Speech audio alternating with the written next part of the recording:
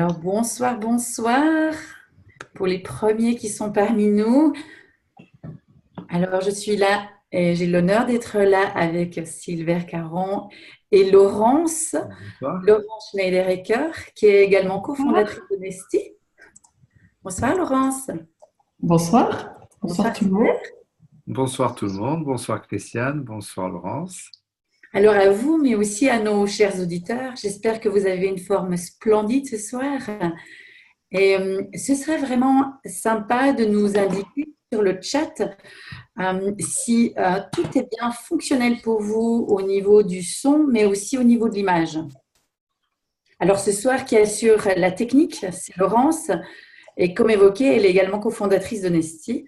Et je ne peux pas parler du nombre de cahiers des charges, ce serait trop long.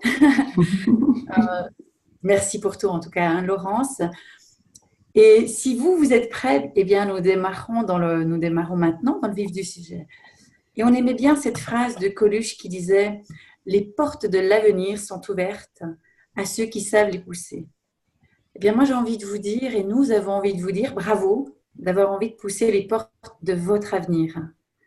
Alors, ce soir, pour vous, nous avons invité une personne qui est un ami avant tout, mais aussi un éloquent exemple de quelqu'un qui sait intuitivement écouter son intérieur et aussi finalement laisser le mouvement de la vie s'exprimer à travers lui.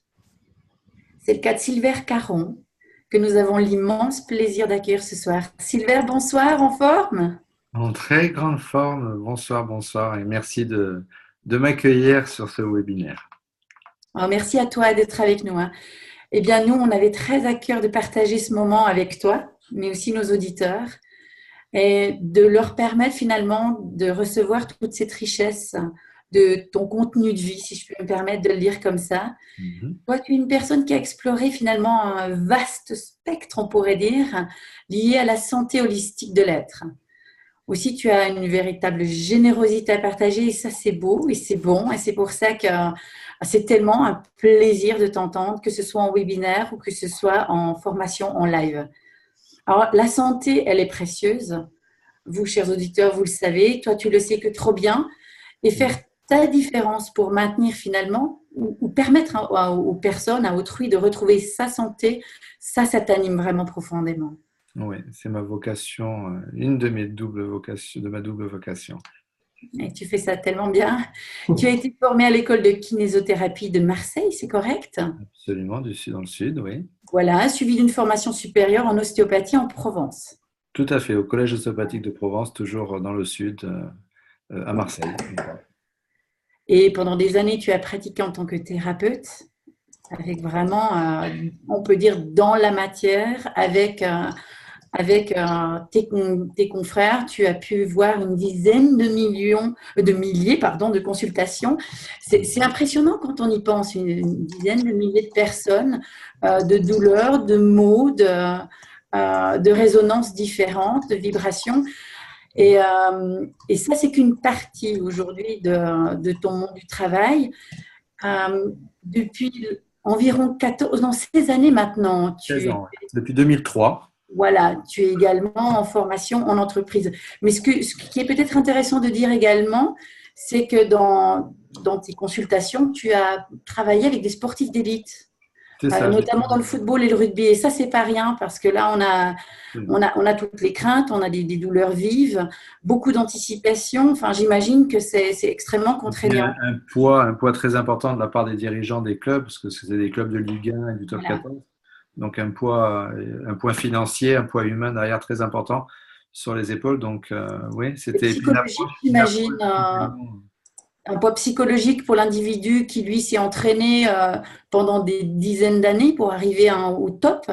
Donc, beaucoup d'inquiétudes psychologiques par rapport Absolument, à ça. Enfin, je peux imaginer. absolument, tout à fait. Ouais, ouais.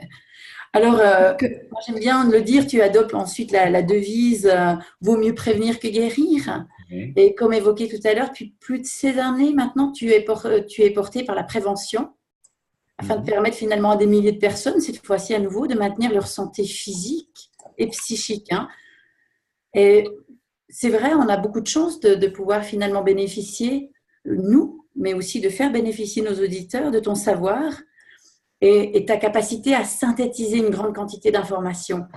Parce que, j'aime à le dire, pour un minimum d'effort, ça c'est un peu ta force, hein, comment faire avec un minimum d'effort, avoir un maximum de résultats. Et c'est ce que on te demande de faire dans ton quotidien.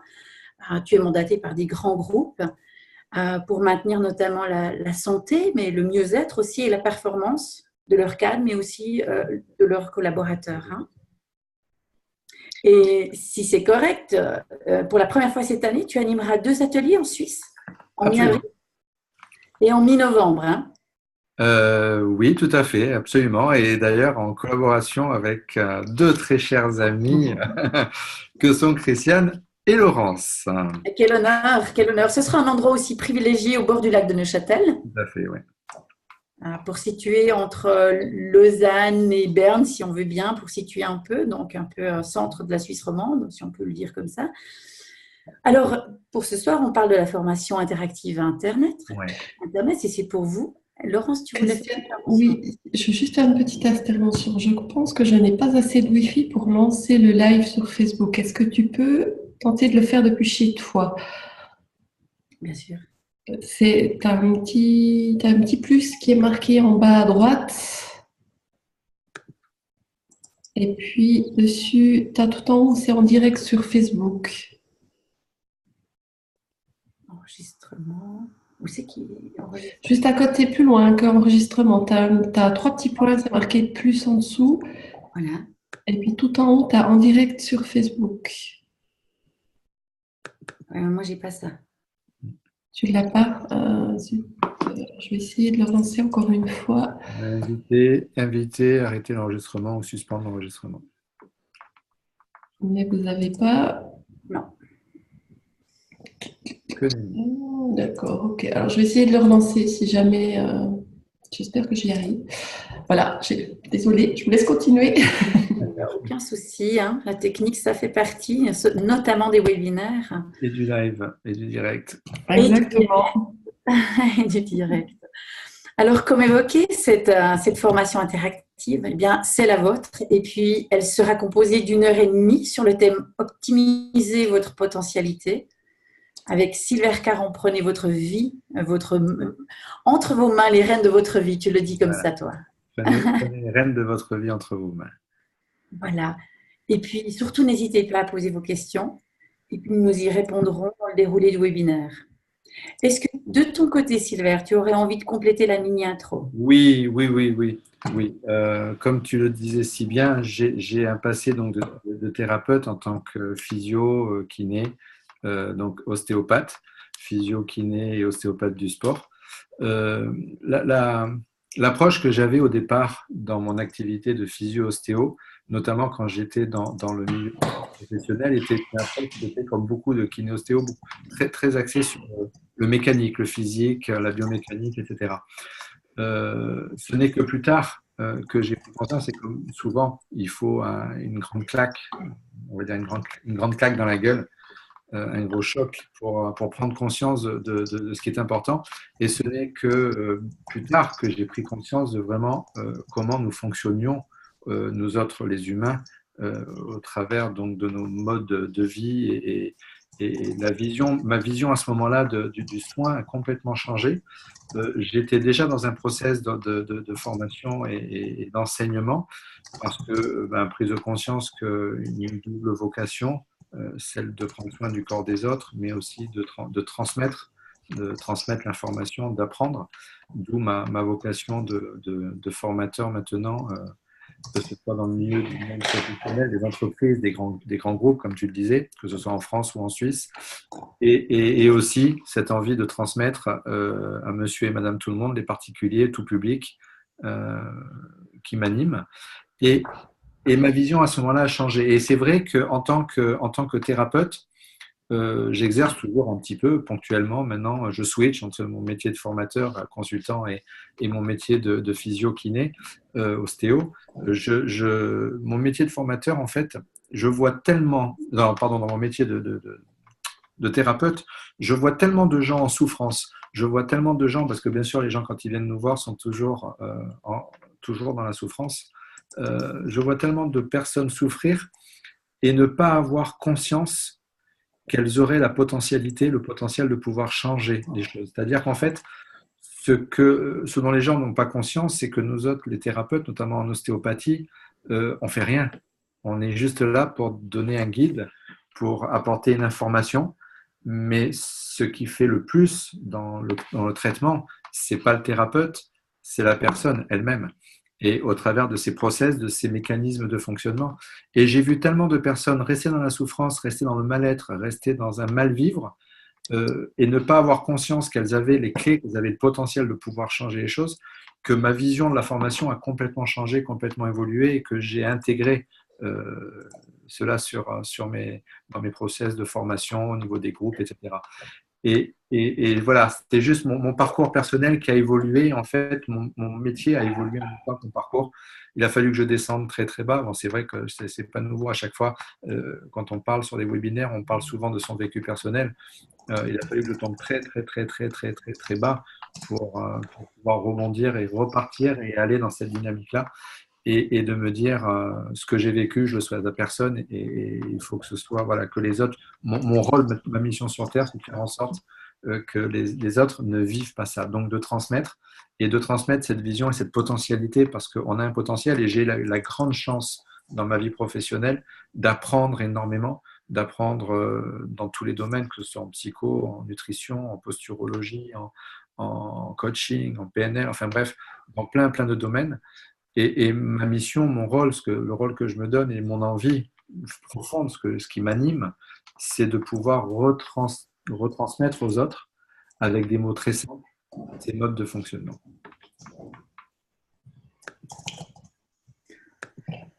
C'est vraiment intéressant. Sylvère, tu peux lancer le Facebook. Je peux, merci. Oui, excusez-moi, c'est enfin parti. Excusez-nous, on fait nos petites affaires entre nous. Super. Ça corrobore avec ce que tu disais. Ce qui t'anime, c'est de partager avec un maximum de personnes pour leur éviter d'être dans des formes de souffrance. Donc, Facebook est un vecteur.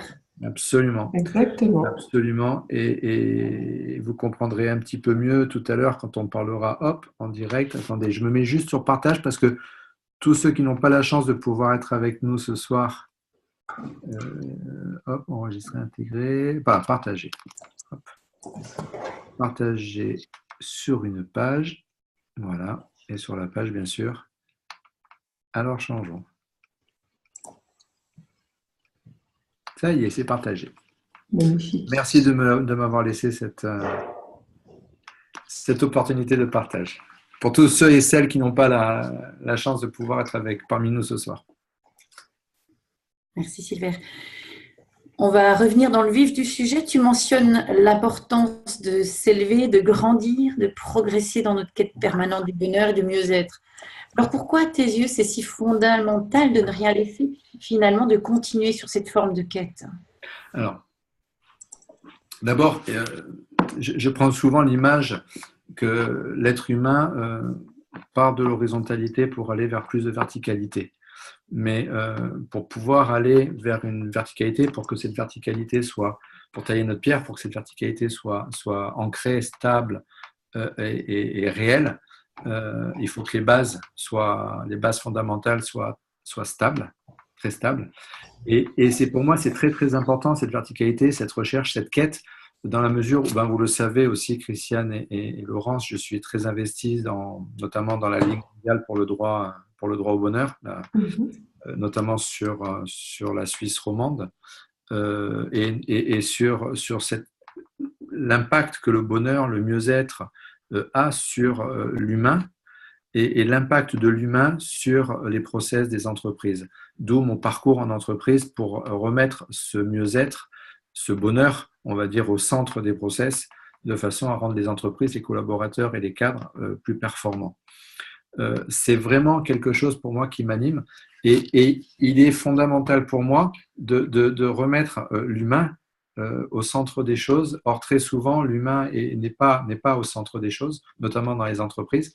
Et j'ai vraiment, moi, ce besoin de faire en sorte que le monde soit meilleur, que la vie soit belle.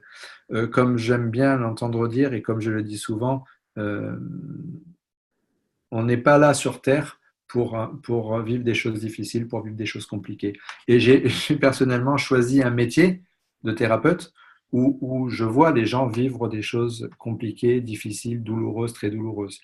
Et c'est un petit peu, pour moi, c'est un petit peu on va dire, la dualité, parce que je les vois, je le vis au quotidien, et pourtant, que ce soit en patientèle ou que ce soit en stagiaire dans les entreprises qui vivent des choses très, très difficiles pour certains, et pourtant, j'ai cette partie-là qui me dit non, l'être humain n'est pas fait pour vivre ça. L'être humain est fait pour vivre l'abondance, pour vivre le bonheur, pour vivre l'opulence, pour vivre. Et tout mon travail a été de comprendre pourquoi on ne vivait pas ce pourquoi on était fait pour vivre. Et donc, j'essaye maintenant de synthétiser, et tu l'as très bien dit, Christiane, j'ai cette capacité de pouvoir, on va dire, de pouvoir synthétiser assez rapidement et avec des mots simples tout ce que j'ai eu la chance de pouvoir, je dis bien la chance de pouvoir, je sais qu'il n'y a pas de chance, hein, il n'y a pas de hasard, mais tout ce que le hasard a mis sur mon chemin, que j'ai eu la chance de pouvoir apprendre, de façon à pouvoir le retransmettre. Et c'est ce que je vais essayer de faire ce soir avec des mots très simples dans cette conscientisation de notre potentialité, c'est-à-dire la conscientisation de nos modes de fonctionnement. Or, il y a tellement de gens, on l'a dit, et tu avais marqué, j'ai vu sur ton introduction, sur ta présentation de la formation, il y a tellement de gens qui vivent en mode automatique, qui vivent sans être dans la conscience de ce qu'ils font, en n'étant pas connectés, en étant tout le temps soit dans le passé, soit dans le futur, soit tourné vers les autres, mais jamais centré, jamais ancré, jamais dans le moment présent, jamais dans la vie, parce que la vie, elle n'est que ici, maintenant, dans le moment présent, et elle n'est certainement pas dans ce qui n'est plus, elle n'est certainement pas encore dans ce qui n'est que supputation, et elle est encore moins dans les autres. La vie, elle est en soi, elle est en nous.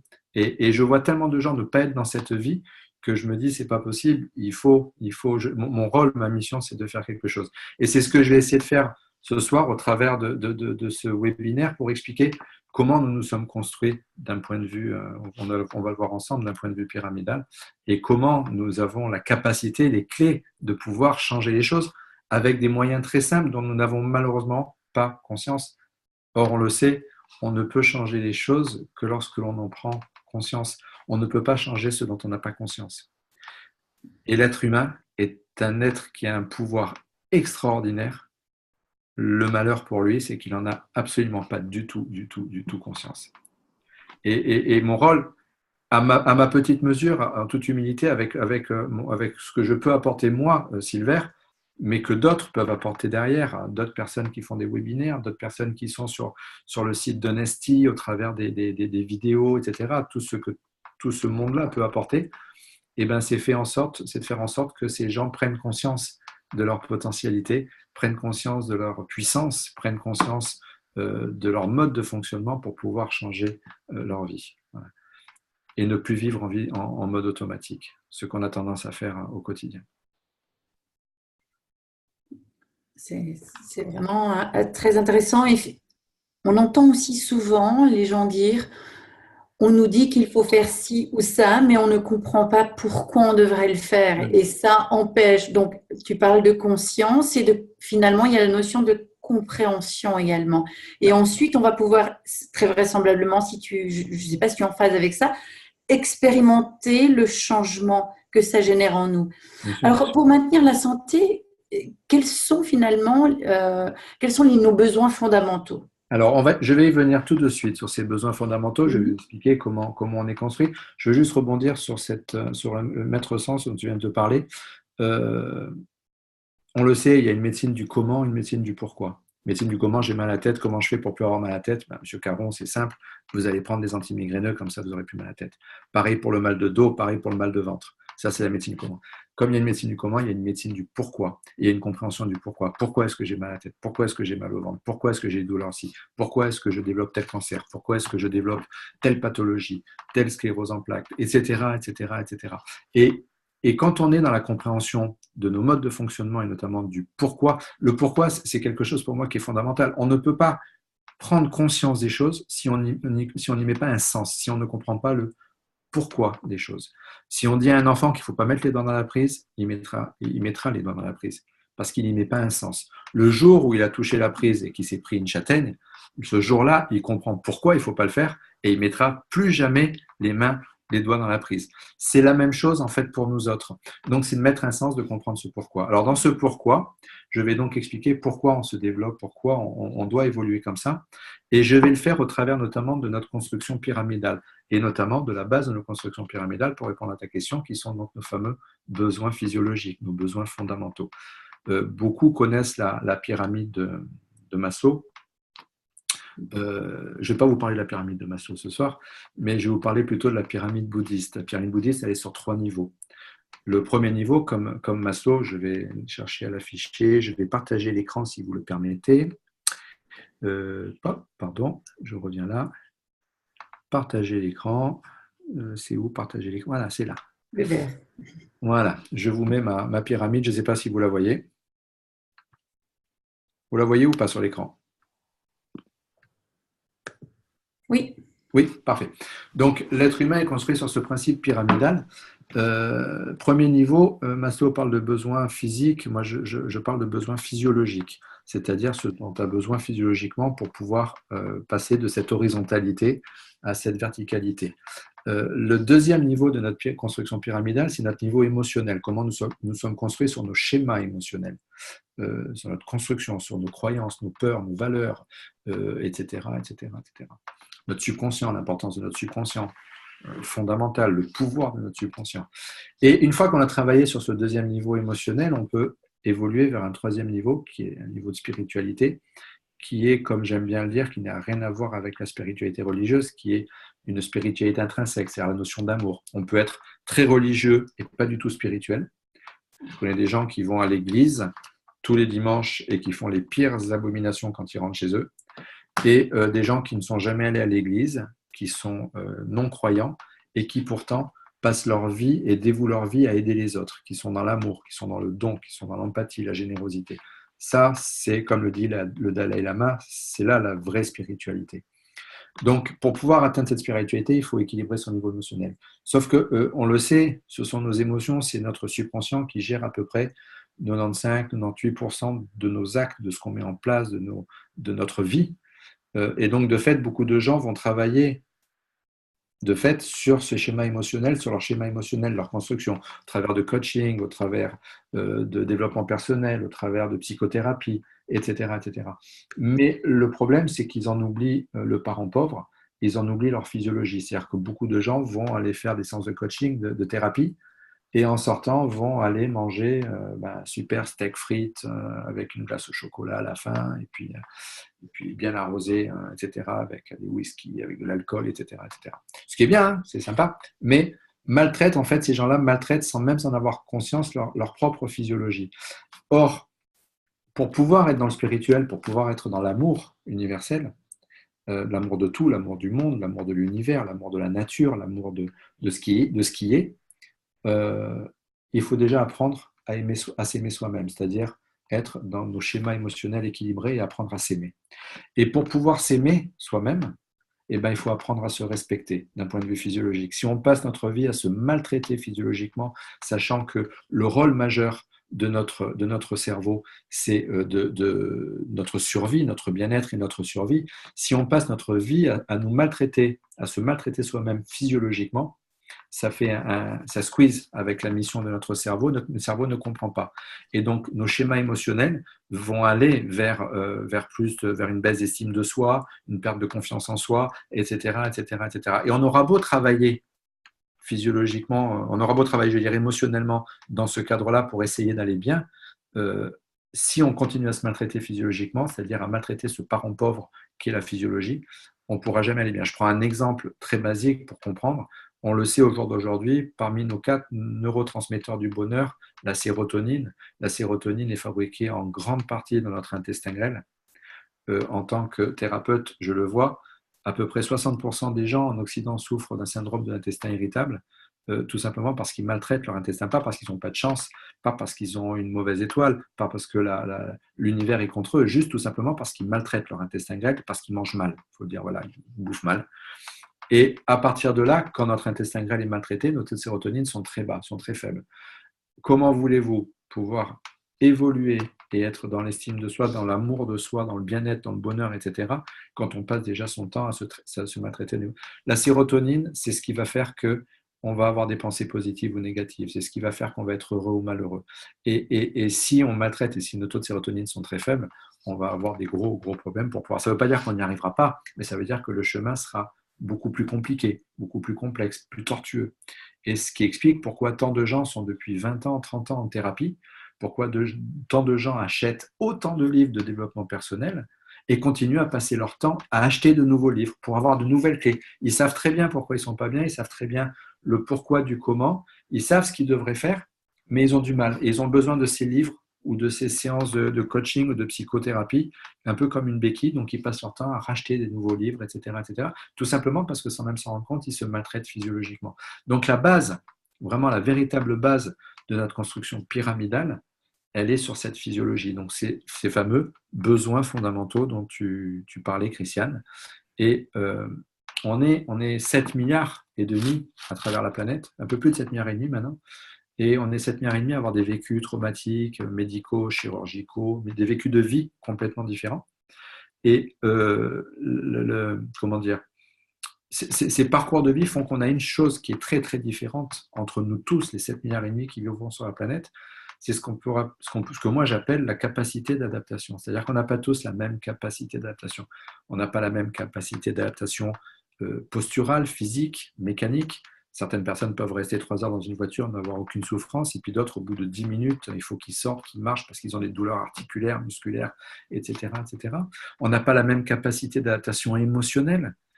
Certaines personnes vont être très calmes, très zen en voiture, ou quand on va leur faire des remarques, des reproches, etc., et d'autres vont partir au quart de tour.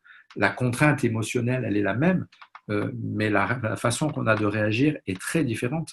Et encore une fois, comme je dis souvent en formation, ce n'est pas une question de caractère, parce que pour travailler beaucoup dans le management, dans la communication, et je sais que vous êtes issus aussi toutes les deux de ce monde entrepreneurial, et vous le savez, il y a des gens qui ont des caractères très durs, des caractères trempés, qui ont des sacrés caractères, mais par contre qui gèrent très très très bien les contraintes et les conflits, parce que leur capacité est très grande.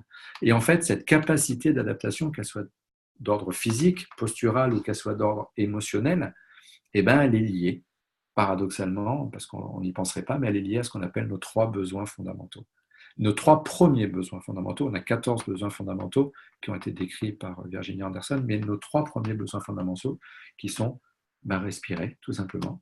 Je respire, je vis, je respire plus, je vis plus, au bout de quelques minutes. S'hydrater, je m'hydrate, je vis, je m'hydrate plus, je vis plus, au bout de quelques jours. Et s'alimenter, je m'alimente, je vis, je m'alimente plus, je vis plus, au bout de quelques semaines. Et ce sont ces 3 besoins fondamentaux qui vont déterminer donc notre capacité d'adaptation, qui vont faire qu'on est bien ou qu'on est mal, qu'on est heureux ou qu'on est malheureux, qu'on a des douleurs ou pas de douleurs, qu'on ait des TMS, des troubles musculo-squelettiques ou pas de troubles musculo-squelettiques, qu'on développe des pathologies ou qu'on ne développe pas de pathologies. C'est vraiment cette capacité. Et malheureusement, on se rend compte que quand on a ces 3 besoins qui sont bien respectés, ou quand on n'en a qu'un seul qui est perturbé, on a une grande capacité d'adaptation. On s'adapte très bien aux contraintes physiques, aux contraintes émotionnelles. Mais dès qu'on commence à en avoir 2 de perturbés, quels qu'ils soient, c'est la dégringolade. On parle dans la désadaptation totale. Les pathologies commencent à arriver, les troubles du sommeil, parce que le 4e besoin, besoin de récupération de sommeil, est lié à ces 3 premiers. Les troubles du sommeil commencent à apparaître. Encore une fois, 60% des gens en France, bon, je ne connais pas le chiffre pour la Suisse, mais en France, 60% des personnes souffrent de troubles du sommeil, ce qui est absolument mais considérable. Et je suis très, très, très étonné de me rendre compte que ça n'inquiète personne, on trouve ça presque normal. Et les gens ne se posent pas de questions. Or, on sait pourquoi. Enfin, je veux dire, quand on s'intéresse à la physiologie, à la neurophysiologie, on comprend pourquoi les troubles du sommeil apparaissent. Ils n'apparaissent pas comme ça par hasard, à cause du stress, etc. Et dès qu'on en a aux deux qui sont perturbés, ces besoins fondamentaux, et ben on part en désadaptation totale. Et le problème, c'est que on s'est rendu compte qu'en France, qu'en Occident en général, on n'est pas loin de 90%, de 90% de la population à n'a pas avoir un ni deux, mais les trois besoins fondamentaux complètement perturbés. 90%, 90% pour nos amis français de la population s'hydratent mal, sont persuadés de bien s'hydrater parce qu'ils boivent 1,5 litre d'eau par jour depuis 20 ans. Or, l'hydratation, la majeure partie de notre hydratation, qui va avoir un rôle fondamental dans nos disques intervertébraux, qui sont composés à plus de 90% d'eau, qui vont avoir un rôle fondamental dans tout notre système membraneux. Vous savez, ces petites membranes, un peu comme le poulet, là, quand on épluche un poulet, quand on enlève la peau d'un poulet, il y a une membrane blanche, un poulet cru. Et bien pareil, on est couvert de ça. Et tous ces tissus membraneux sont tributaires de notre, on va dire, de notre eau qu'on a dans le corps. Beaucoup de gens boivent 1,5 litre d'eau par jour et sont en déshydratation totale. Pourquoi? Parce que à peu près 70 à 80%, 70 à 80% de notre hydratation ne vient pas de l'eau qu'on boit, mais elle vient de l'eau que l'on mange au travers de notre alimentation. Et les gens n'en ont pas conscience. Et quand ils mangent de l'eau en la mangeant mal, c'est-à-dire ils font trop cuire, ils détruisent les fibres, ils pressent, ils la passent. J'ai une vidéo qui tourne qui fait un peu polémique. Ils passent à l'extracteur de jus pour supprimer bien toutes les fibres, etc., etc. Fibres, encore une fois, dont on a besoin pour notre intestin grêle. Tout est lié. Donc notre hydratation, elle vient de là, elle vient de cette alimentation. Après, beaucoup de gens sont persuadés de bien respirer. Pourquoi? Parce que yoga, parce qu'ils font du chant, parce qu'ils font de la méditation, et qu'on leur a appris, ou du sax, ou du théâtre, ou du chant, et qu'on leur a appris à bien respirer avec le ventre. Mais en respirant bien avec son ventre tous les lundis, tous les mercredis, tous les vendredis, de 17h à 18h30, et bien qu'est-ce qu'ils font? Ils programment leur cerveau pour bien respirer tous les lundis, tous les mercredis, tous les vendredis, de 17h à 18h30, c'est-à-dire dans l'exercice de leur art. Et dès qu'ils sortent de cet exercice-là, et bien ils se remettent dans leur vie de tous les jours à respirer d'une façon dite paradoxale, une respiration inversée, une respiration thoracique. Ça fait partie des clés que je donne majoritairement et qui a un impact phénoménal, cette respiration, à la fois sur la physiologie, à la fois sur les émotions, à la fois sur la spiritualité, sur l'ici et maintenant, sur l'ancrage, sur la conscience de soi, etc., etc. C'est la base, la respiration, c'est la base de notre vie. Or, 90% des gens respirent de façon paradoxale, inversée. Et quand on leur demande comment il faut respirer, la plupart nous montrent un geste qui est absolument inversé. Ils vont respirer en gonflant la cage thoracique, ce qui est absolument une hérésie totale, puisque regardez un enfant de 3 ans respirer et demandez-lui de respirer, tout se passe au niveau du ventre, rien au niveau de la cage thoracique. Donc ça, on va le comprendre. Et puis, à peu près 80%, 90% des gens, 80 à 90% des gens, c'est compliqué de faire une formation franco-suisse. Il faut dire à chaque fois les chiffres en français et en suisse. Une grande partie de la population mange mal. Et beaucoup de gens me disent, mais moi je suis bio, je suis végétarien, je suis vegan depuis 10 ans, donc j'ai une alimentation très stricte, très rigoureuse, très équilibrée. Or, on peut être vegan, bio, végétarien et être totalement déséquilibré au niveau de son alimentation. L'important, c'est pas tant ce qu'on mange, c'est comment on le mange. Je prends juste un exemple pour que les gens comprennent un petit peu comment l'alimentation peut impacter les schémas physiologiques et les schémas émotionnels. Quand vous prenez une carotte crue, il y a une carotte bio, c'est extraordinaire. C'est un aliment, c'est presque un alicament. Si je la mange comme ça, crue, râpée, c'est extraordinaire. Si je prends la même carotte bio et que je la fais cuire sur la cuisson la plus saine qui soit, la cuisson vapeur, et que je la mange, ça devient un véritable poison. C'est-à-dire que si je mange 100 grammes de carottes cuites vapeur, c'est comme si je mangeais, d'un point de vue cortisolémie, index glycémique, c'est comme si je mangeais 115 grammes de morceaux de sucre. C'est exactement le même impact sur ma santé. Quand on connaît l'impact de l'index glycémique, dont on va parler, c'est absolument dramatique. Parce que dès qu'on est dans un index glycémique élevé, on va avoir une hypoglycémie réactive. Et dès qu'on a une hypoglycémie, inéluctablement, on a une augmentation du taux de cortisol, la fameuse hormone de détresse, l'hormone du stress. C'est-à-dire que tous mes process cellulaires vont s'enflammer. Et dès que mes cellules s'enflamment, dès que mon hormone, ma cortisol augmente, et ben dès qu'on va mettre quelqu'un un petit peu sous pression, il va partir en décompensation. Le stress va sortir, l'agressivité va sortir, le mal-être va sortir, la maladie va sortir. Et comme bien sûr nous sommes, on va en reparler aussi tout à l'heure, d'une culture de la déresponsabilisation, et bien forcément, dès qu'on est malade, dès qu'on est stressé, dès qu'on n'est pas bien, c'est pas de notre faute, c'est la faute aux autres, au système, à ce qui nous entoure. On ne se remet pas en question. Et tout mon travail, c'est de faire reprendre conscience aux gens de se remettre au centre de ce qu'ils vivent et de prendre la responsabilité de ce qu'ils vivent.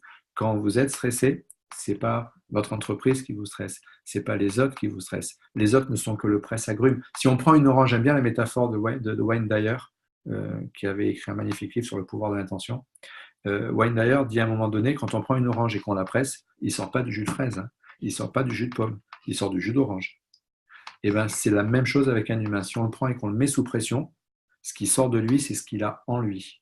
S'il a de l'agressivité, s'il sort de l'agressivité, s'il sort du stress, s'il sort du mal-être, s'il sort de la maladie, c'est que tous ces mots-là sont en lui. Ce n'est pas les autres qui l'ont ramené. Et ma tâche, c'est d'essayer de faire comprendre à tout le monde, avec des mots très simples, comment on se met tout seul, comme des grands, comment nous sommes notre pire ennemi et comment on se met tout seul, comme des grands, dans ces schémas de stress émotionnel, de modification, on va dire, de nos process neurophysiologiques au niveau des neurotransmetteurs, ce qu'on appelle les neurosciences. C'est plus connu sur Internet, sur le net, au jour d'aujourd'hui, au travers des terminologies de neurosciences, etc. etc. C'est faire le lien entre tout ça pour que les gens comprennent. Donc, la base, c'est notre capacité d'adaptation. Après la désillusion de la carotte, Sylvain. Je suis désolé pour la carotte. L'emprise de la carotte. Pourtant, on voit que l'environnement de la carotte peut varier et amener une variation d'impact. Donc, si on est cuit par notre entreprise, on pourrait penser que ça amènera un effet différent. C'est intéressant parce que la notion de la carotte, visiblement, on a pas mal de réactions. C'est quelque chose qu'on n'avait pas entendu jusqu'alors. Est-ce qu'il y a quelque chose qui s'explique au niveau scientifique de ce phénomène? Tout simplement, puisque la carotte est constituée de sucre, de glucose, de sucre, pardon. Et ce qui permet dans notre intestin grêle de pouvoir assimiler ce sucre, ces glucides, comme un glucide complexe, ce sont les fibres. À partir du moment où vous retirez les fibres, soit par la cuisson, soit par l'extraction, par exemple, vous passez une carotte à la centrifugeuse et vous buvez du jus de carotte, c'est exactement la même chose, ça a le même impact. Dès que vous retirez les fibres, soit par extraction, soit par cuisson, ou n'importe quel process, de l'intégration, quand vous l'ingérez, votre intestin grêle ne va plus du tout le reconnaître comme un glucide à assimilation lente, mais comme un glucide à assimilation rapide. Donc son index glycémique monte immédiatement. La carotte crue, son index glycémique, c'est 35. Donc, c'est le même phénomène que l'orange, qui est un peu plus connu en fait. L'orange, quand on la boit pressée, quand on la mange, son index glycémique est à 30. Quand on la boit pressée, l'index glycémique monte à 60, par exemple. Double. Donc, presque ça double, tout simplement parce qu'on retire les fibres. Et c'est la même chose avec tous les fruits. C'est la raison pour laquelle je me bats pour que quand les gens mangent des fruits et légumes pour avoir d'abord de l'eau au travers des fibres, ils s'arrangent toujours en fait pour être dans des cuissons, on va dire, pour les légumes, des cuissons où les légumes sont toujours al dente et toujours croquants, de façon à garder les fibres pour que les assimilations soient beaucoup plus lentes. D'abord, pour avoir l'intégration aussi hydrique en eau, mais pour avoir aussi un effet sur l'intestin grêle de nettoyeur, de ratissage, mais pour avoir aussi cet index glycémique qui baisse, notamment sur tous les fruits et les légumes, notamment sur les légumes qui contiennent des sucres, c'est-à-dire des betteraves, des petits pois, des pommes de terre, des carottes, bref, tout ce qui contient du sucre, qu'on a tendance à faire cuire. Alors, regardez, nous en France, je ne sais pas si vous avez déjà vu les Asiatiques manger quand ils font au wok, quand ils font revenir des légumes. Les légumes sont toujours croquants, sont toujours craquants. Ils ont cette habitude-là. Nous, on a l'habitude, l'inverse, de faire cuire. Regardez les ratatouilles, les courgettes, les soupes. Quand on fait des soupes au potiron, c'est super bon, les soupes au potiron. Mais c'est tellement cuit que les fibres sont tellement détruites qu'on peut les passer au mixeur et en faire des veloutés. Et même le velouté, on continue à le faire cuire pour donner du goût. c'est parfait, c'est génial. D'un point de vue gustatif, c'est extraordinaire. Le problème, c'est quand c'est fait tout le temps comme ça, il n'y a plus jamais de fibres. À partir du moment où il n'y a plus de fibres, les index glycémiques montent. Donc, à partir de là, c'est exactement le même effet que la carotte. En fait, l'explication scientifique, ce sont les fibres. Ce sont les fibres. Merci pour cette réponse. On a également une question par rapport à la sérotonine. Est-ce que c'est uniquement lié à la nutrition? Non. Cela est plutôt lié au moment de bonheur que nous vivons. Alors, non, c'est les deux, en fait. C'est comme le cortisol. Le cortisol n'est pas lié qu'à l'alimentation. Pour augmenter ces pics de cortisolémie, on le sait, l'index glycémique va monter le pic de cortisolémie. Parce que dès qu'on est dans un index glycémique élevé, on va avoir un pic d'insuline, et le pic d'insuline va générer une hypoglycémie proportionnelle et relative. Si l'index glycémique est faible, petit pic insulinique, petite hypoglycémie. Le problème, c'est que c'est l'hypoglycémie qui va générer l'augmentation de taux de cortisol. Tout comme une respiration paradoxale. Quand on respire avec un diaphragme qui descend, qui monte, qui descend, qui monte, il va venir pomper sur les corticosurrénales qui sont les points qui sont sur les reins. Est-ce que je pourrais me permettre de faire une intervention à ce stade, parce que ça a été également plusieurs fois demandé. Est-ce que tu pourrais nous faire un exercice en direct de respiration? Absolument, on va le faire après, tout à l'heure. Génial. Alors, c'est le quand on respire mal, quand on est sans arrêt sur une respiration thoracique, le diaphragme est toujours spasmé, toujours tendu. Et les gens sont souvent plus tendus que détendus. Donc, ils sont souvent plus en inspire qu'en expire, puisque c'est l'expiration qui détend. On va le voir tout à l'heure, en pratique. À partir du moment où ils sont toujours tendus, il y a une tension quasi permanente. Juste sous le diaphragme, en fait, il y a les reins. Et sur les reins, il y a les corticosurrénales qui sécrètent notre cortisol. Et donc, c'est la tension et l'appui permanent, mécaniquement parlant, de ce diaphragme qui va venir stimuler nos taux et notre sécrétion, qui va venir nous mettre aussi en hypercortisolémie. Ce n'est pas moi qui en ai pris conscience, c'est le professeur Beaulieu, un des grands neuro-endocrinologues, on va dire, mondiaux, celui qui a découvert la DHEA. C'est les deux causes majeures d'augmentation. Maintenant, cette hormone cortisol, comme la sérotonine, c'est une hormone qui est naturelle. Dans la construction, on va dire, de vie d'un mammifère, de l'être humain, et puis plus généralement des mammifères depuis la nuit des temps, ce qui nous permet de rester en vie, de garantir notre survie dans un environnement hostile, c'est cette hormone cortisol. Et cette hormone, en fait, va se sécréter de façon à pouvoir nous permettre, en tant qu'humains derrière, de pouvoir sécréter nos hormones, nos neurotransmetteurs majeurs qui sont soit l'acétylcholine, soit la sérotonine, soit l'ocytocine, soit la dopamine, soit l'endorphine, etc., etc. Chacune de ces hormones a un rôle. L'hormone de la sérotonine, enfin le rôle de la sérotonine, c'est pas le bonheur. Le bonheur, il est partagé en fait sur 4 hormones différentes. La sérotonine, la dopamine, l'endorphine et l'ocytocine. Ce sont les 4 hormones du bonheur. Il n'y a pas que la sérotonine. Et en fait, le rôle dans notre cerveau, de notre construction, au niveau de notre système limbique, c'est de faire en sorte de se mettre dans des situations, on va dire, de stress, de sécrétion de cortisol, pour pouvoir ensuite derrière sécréter nos hormones, nos neurotransmetteurs de bonheur, des hormones du bonheur. Tout simplement pourquoi? Parce qu'elles ont un effet éphémère et qu'il y a un effet, on va dire, addict à ces hormones-là. C'est-à-dire qu'on est un petit peu comme on serait addict à de la cocaïne. On va être addict à ces neurotransmetteurs qui sont éphémères, qui sont flash et éphémères.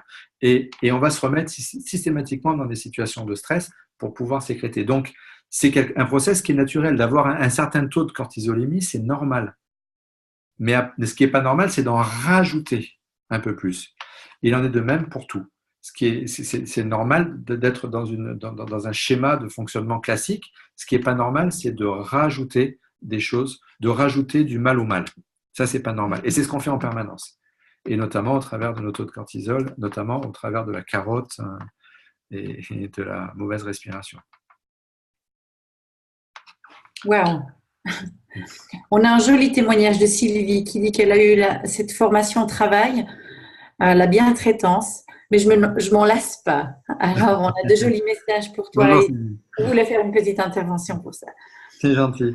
Donc, au niveau de l'importance de notre physiologie, pour toi, tout est dit à ce stade-là. Non, enfin oui, non. C'est dans le cadre culinaire, bien sûr. Comment? Dans le cadre du webinaire, bien Oui, dans sûr. le cas, ouais, bah, ça sera le cadre de. Il y a tellement, mais il y a tellement, je suis passionné, donc il y a tellement de choses à dire sur cette physiologie. Mais dans le cadre du webinaire, c'est vrai qu'il y a le temps qui passe. Euh, il y a un autre vecteur qui est important dans cette physiologie, c'est la posture. Voilà. Mais la posture, on en avait parlé. Il y avait déjà eu un webinaire sur la posture et le stress avec justement avec Honesty.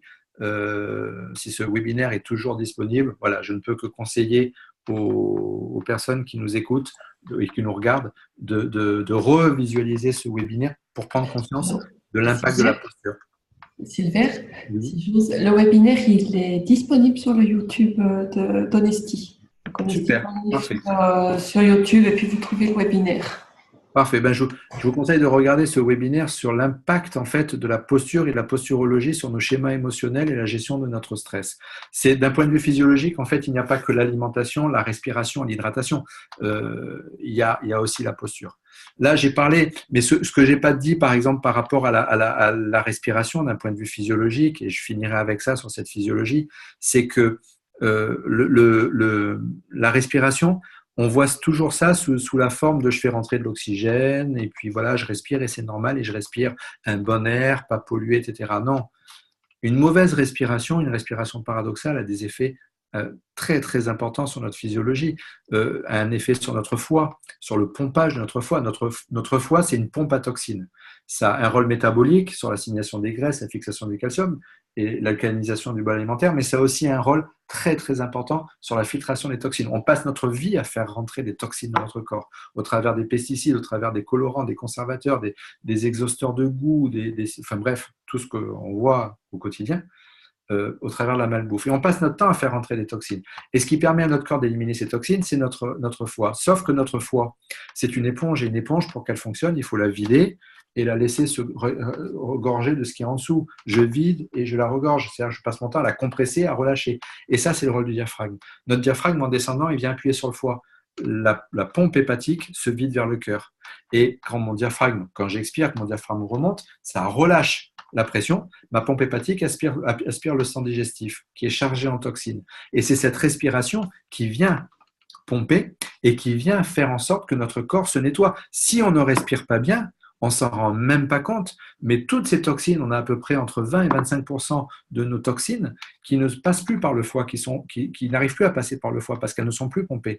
Et si elles n'arrivent plus à passer par le foie, qu'est-ce qu'elles vont faire? Eh bien, elles vont prendre des voies annexes, des itinéraires bis, en BTP on appelle ça, en médecine on appelle ça des anastomoses. Elles vont prendre ces anastomoses et elles vont revenir dans le système général, sauf qu'elles ne seront absolument pas filtrées. Et là, ces toxines vont se balader partout et vont aller se positionner pour ne pas arriver dans nos organes vitaux. Et bien, le corps va s'arranger pour les positionner soit dans les systèmes articulés, c'est-à-dire toutes les articulations périphériques, système musculaire, les psoas, fameux muscles poubelles de l'organisme. Et là, les décompensations commencent, les gens commencent à avoir des douleurs partout, des douleurs articulaires, des douleurs musculaires, des douleurs au psoas, des douleurs lombaires. 70% des lumbagos, ou non, pardon, 90%, 90% des lumbagos sont dus à des psoïtes et qui sont dus à des toxines, etc., etc. Sauf qu'on n'en parle pas parce que quand on a un lumbago, c'est tellement plus facile et tellement plus rentable pour le système économique mondial de vendre des anti-inflammatoires, des myorelaxants et de faire de la kiné que du coup, on ne dit pas tout ça aux gens. Mais les gens doivent en prendre conscience. Qui sont eux-mêmes générateurs de leur propre souffrance au travers d'une mauvaise respiration. Et puis la respiration, ça a un impact aussi sur mon intestin grêle qui s'ouvre, qui se ferme, qui s'ouvre, qui se ferme. Les 7 mètres d'intestin grêle, comme les vaches. On a un intestin grêle de vache. Et ouais, un intestin grêle de carnivore, c'est 1,50 m maximum. Pour que ça passe très vite, parce que la viande, ça putréfie dans sa décomposition. Donc ça génère des gaz hydrogénés. Et nous, notre intestin grêle est fait 7 mètres comme les bovins. Le problème, c'est qu'on passe notre temps à manger comme des carnivores. Au lieu d'être à 15% d'apport maximal en protéines animales, plus les protéines végétales, bien sûr, on est à 60 quasiment d'apport en protéines animales au travers de toutes les déclinaisons, les pâtisseries, les gâteaux, les machins, etc. Et on ne s'en rend même pas compte. Et donc, on génère des gaz hydrogénés. Et en plus, on bloque notre respiration. Donc, nos anses intestinales sont complètement fermées. Et comme elles sont complètement fermées, le transit, au lieu de se faire en 3 heures, et le transit va se faire en 7 heures, 8 heures, mais avec des protéines animales qui du coup vont générer des gaz hydrogénés en se décomposant. Et avec ces gaz hydrogénés, qu'est-ce qui va se passer? On détruit complètement notre microbiote intestinal, notre flore bactérienne. Et notre flore bactérienne, notre microbiote, qui est entre autres responsable d'une partie de nos défenses immunitaires et surtout est aussi responsable d'une grande partie de la fabrication de notre sérotonine. La boucle est bouclée, on revient dans les hormones et ça, les gens n'en ont pas conscience. Donc, c'est tout ça dont il faut parler. C'est le but, c'est pour ça que là, c'est très court, sur 1h30, mais c'est de tout ça dont on va parler sur le prochain séminaire 2 jours dont tu parlais tout à l'heure, les 2 jours en Suisse et puis notre séminaire en novembre, et peut-être un à Lyon aussi, j'espère, au mois de septembre. Donc, c'est de tout ça dont on parle, parce que c'est passionnant, c'est extraordinaire. Et quand on comprend tout ça, on comprend qu'on a réellement les rênes entre nos mains de notre vie et qu'on peut changer les choses. Sauf que changer les choses, il faut d'abord le décider. Et après l'avoir décidé, il faut avoir les clés, il faut savoir comment faire. Et souvent, le premier frein, c'est le changement. Parce que le changement, ça sous-entend de changer ses habitudes. Et il n'y a rien de plus compliqué pour les gens que de changer leurs propres habitudes. Dès qu'on change ses habitudes, on a peur, on se met en souffrance, on se met en indélicatesse, on est instable, on n'est pas bien. Et pourtant, le changement passe par le changement des habitudes. Et pour changer les habitudes, il faut en avoir conscience. D'où la conscientisation de notre potentialité. Parce qu'on se rend compte que dès qu'on a conscience des choses et qu'on peut changer les choses, on ouvre des portes qui sont des portes insoupçonnées et insoupçonnables. Et on a un pouvoir, comme il est si bien dit par, je crois que c'est Twain qui le disait, l'être humain est un être extraordinaire ayant un pouvoir extraordinaire, sauf qu'il n'en a pas conscience. Et c'est vraiment ça, c'est véritablement ça. On ouvre la porte de l'extraordinarité. Je dirais ça comme ça, je ferai comme Saint-Gorge, j'invente des mots. Mais on ouvre les portes et pour ouvrir les portes, il faut avoir les clés. Et le rôle de ces webinaires, etc., de ces séminaires, c'est de donner ces clés-là. Donc voilà les besoins fondamentaux. Il y avait aussi cette respiration, qu'il n'y a pas que l'alimentation. Même si on le dit… Alors, si je peux me permettre, Oui. Sylvain, tu parlais de la notion d'alimentation. Est-ce que tu peux brièvement, le sucre, on en parle beaucoup, les produits laitiers, on entend beaucoup de choses également. Est-ce que par rapport au microbiote, là aussi, on a tout un axe à prendre en considération? Alors, je vais reparler un petit peu de tout. L'impact du sucre et notamment des produits laitiers sur le microbiote. Le sucre, on le sait au jour d'aujourd'hui, a un rôle. Consommation par an par habitant, je prends l'exemple de la Suisse. Consommation par an par habitant en Suisse en 1945, 3 kilos. Consommation par an par habitant en Suisse en 2016, 70 kilos, 70 kilos par an. C'est-à-dire c'est passé de 3 kilos à 70 kilos, à 70 kilos. Au niveau mondial, c'est passé de 3 kilos à plus de 100 kilos par an par habitant, sachant qu'il y a, merci, les États-Unis qui nous font monter cette moyenne, et le Canada. Le sucre, on le sait au jour d'aujourd'hui, est un des éléments qui est le plus générateur à cause de cette hypercortisolémie, qui est responsable à elle seule de 95% des cancers et des infarcts actuellement diagnostiqués à travers la planète. Le sucre est donc le premier vecteur dans ces index glycémiques. Il n'y a pas que le sucre, hein, il faut… Si on va un petit peu sur le blog, on parlera du blog tout à l'heure, mais il y a plein de choses qui font monter cet index glycémique. Et tout est expliqué dessus. Mais le sucre est le premier vecteur. Et en plus, le sucre, une fois que les gens ont déclenché des cancers, le sucre va être le premier élément qui va être générateur d'ancrage de ce cancer. Pourquoi ? Parce que les cellules cancéreuses ne peuvent se développer que si elles sont alimentées en glucose. Et donc, le sucre est un aliment qui est fondamentalement dangereux et qui pourtant est présent partout au travers du sirop de glucose. Pourquoi ? Parce qu'il génère une hypoglycémie réactive qui va donner l'envie aux gens de pouvoir reconsommer. Et les industriels, et je connais très bien les industriels puisque je travaille en tant que consultant, et tu le sais, à la fois pour l'industrie agroalimentaire et à la fois pour la grande distribution, j'ai la double étiquette. Donc, les industriels, que ce soit dans l'agroalimentaire ou dans la grande distribution, savent très bien tout ça puisqu'ils font exprès de mettre du sirop de glucose comme appétant, pour faire en sorte que les gens reconsomment sans arrêt, sans arrêt, sans arrêt. Donc le sucre, très dangereux. Les produits laitiers.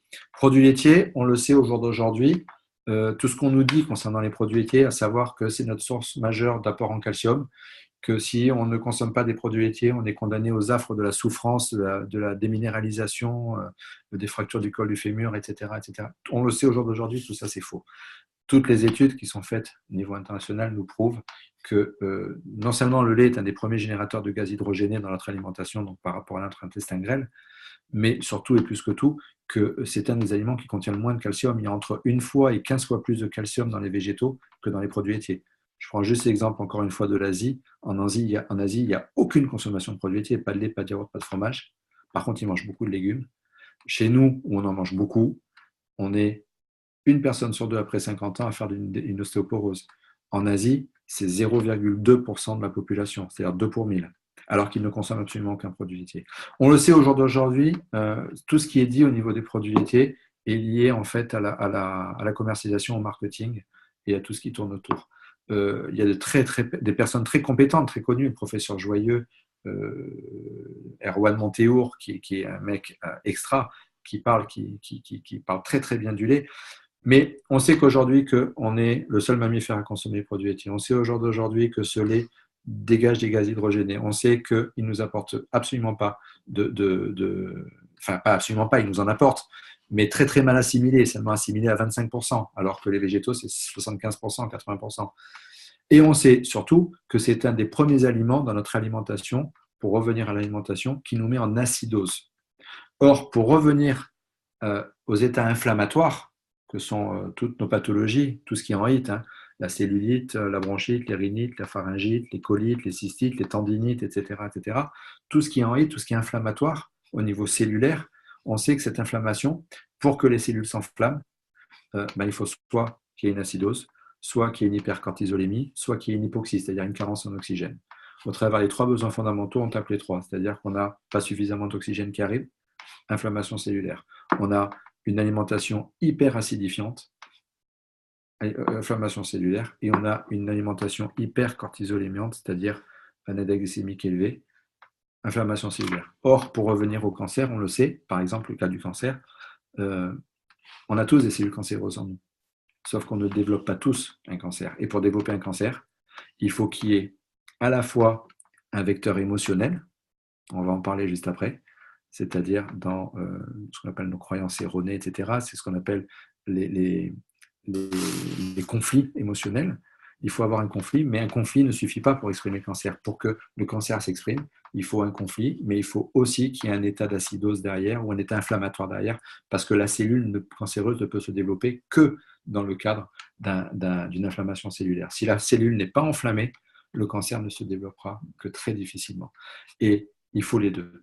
Et le problème, c'est que les gens n'en ont pas conscience. Et après, quand on a un cancer, on se positionne en victime en disant on n'a pas de chance, c'est héréditaire. Combien de fois j'ai entendu? L'OMS nous le dit, 80% des pathologies de civilisation sont dues au mode alimentaire à travers le monde.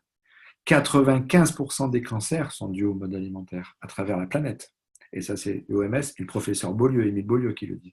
Donc, on n'a pas conscience de tout ça. Et le rôle dans ces webinaires, c'est que les gens prennent conscience et ensuite donner les outils. Alors, je ne peux pas donner tous les outils là, sur un webinaire d'1h30, mais c'est juste pour mettre en conscience ça. Le but de ces webinaires, c'est conscientiser, c'est-à-dire prendre conscience de ces modes de fonctionnement que l'on a au quotidien et qui font qu'on n'est pas bien et qui font que, du coup, nos schémas émotionnels derrière en découlent. Et nos schémas émotionnels, sur lesquels on va parler maintenant, viennent s'ancrer là-dessus et viennent se positionner là-dessus sur une base physiologique qui est complètement instable et complètement perturbée.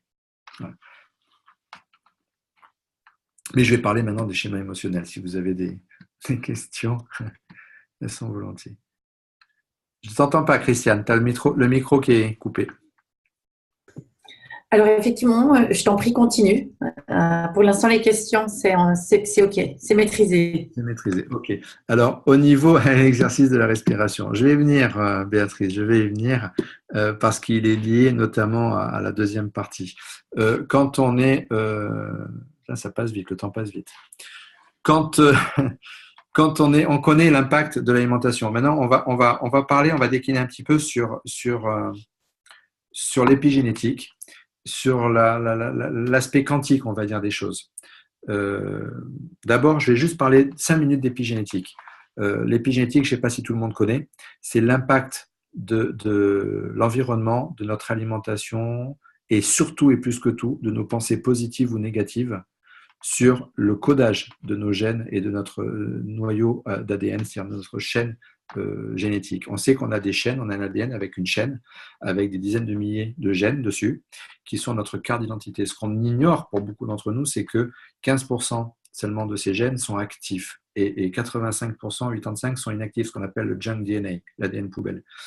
Et ce qu'on sait au jour d'aujourd'hui, depuis les années 2000, début des années 2000, c'est qu'en fonction de l'alimentation qu'on a, en fonction plus que tout des pensées positives ou négatives que l'on a, on va modifier, non pas notre chaîne d'ADN, mais on va modifier le codage. C'est-à-dire qu'on va activer ou désactiver. J'ai pour ma part, et je donne la preuve à qui veut, quand il le veut, de mails reçus de stagiaires que j'ai eu en formation, qui sont des infirmières cadres dans des établissements de soins, et notamment une qui souffrait depuis 19 ans, 19 ans de spondylarthrite ankylosante, maladie génétique, qui va vers une ankylose totale, avec des poussées inflammatoires traitées par corticoïdes depuis 17 ans, en modifiant, elle a suivi donc la formation, en modifiant complètement ses modes de schéma alimentaire, de vie, respiratoire, etc. En 8 mois, et ce n'est pas une vue de l'esprit, j'ai les mails, hein. En 8 mois, on a un suivi par mail, on a échangé. En 8 mois, elle a arrêté totalement les prises de corticothérapie. C'est-à-dire que sa maladie, elle a repassé des codages ADN. Sa maladie est toujours présente, mais le gène a été désactivé.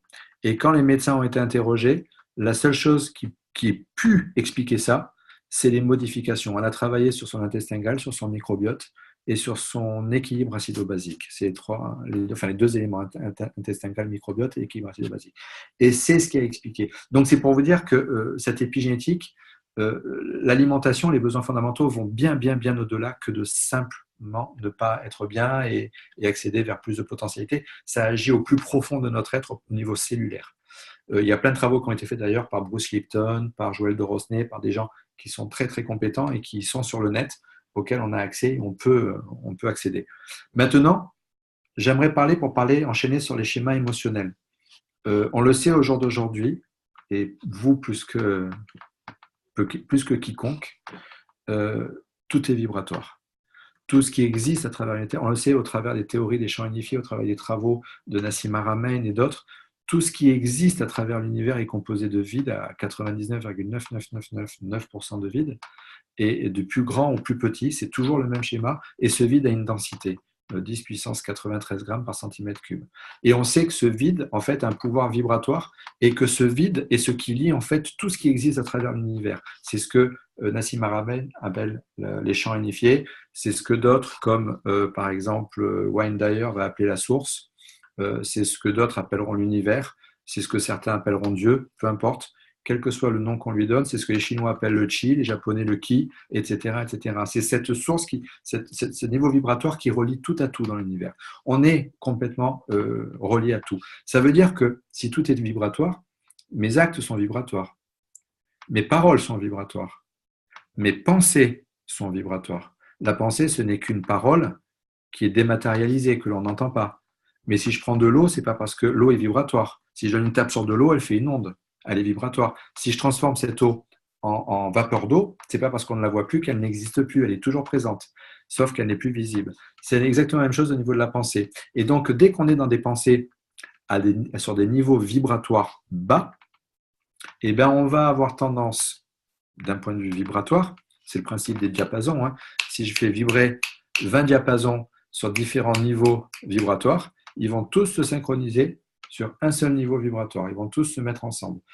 On attire les niveaux vibratoires qui sont sur le même niveau. Quand j'envoie un boomerang en bois, j'envoie le boomerang, il tourne, il ne me reviendra jamais un boomerang en or. Ça sera toujours un boomerang en bois qui me reviendra. C'est exactement la même chose avec les pensées. Si on passe notre temps à être dans des pensées sur certains niveaux vibratoires, on récoltera des niveaux vibratoires qui sont en adéquation avec les pensées qu'on émet, sur le principe du boomerang. Et bien, ça, c'est la base de notre... Je reviens sur un petit schéma que je vais mettre là. Hop, pardon, je me mets sur le partage pour que vous le voyez. C'est partager l'écran, je partage. Voilà. C'est la base de notre vie. C'est-à-dire qu'on a tous un vécu, qui est un vécu physiologique, un vécu d'émotions, de choses qu'on a vécues. Et ce vécu-là va générer des croyances. C'est notre vécu qui va créer les croyances que l'on a, qu'on va se créer depuis notre plus jeune âge.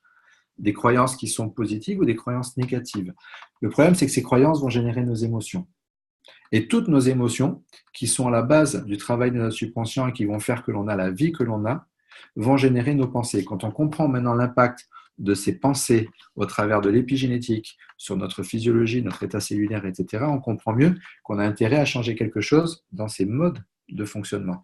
Ces pensées que l'on a au quotidien, et on le sait, 60 000 pensées par jour, 95%, 95% en mode automatique et pas loin de 80% de pensées négatives, et bien ces pensées vont générer nos mots, notre communication, les mots que l'on a avec les autres, les mots ou nos actes, hein, peu importe.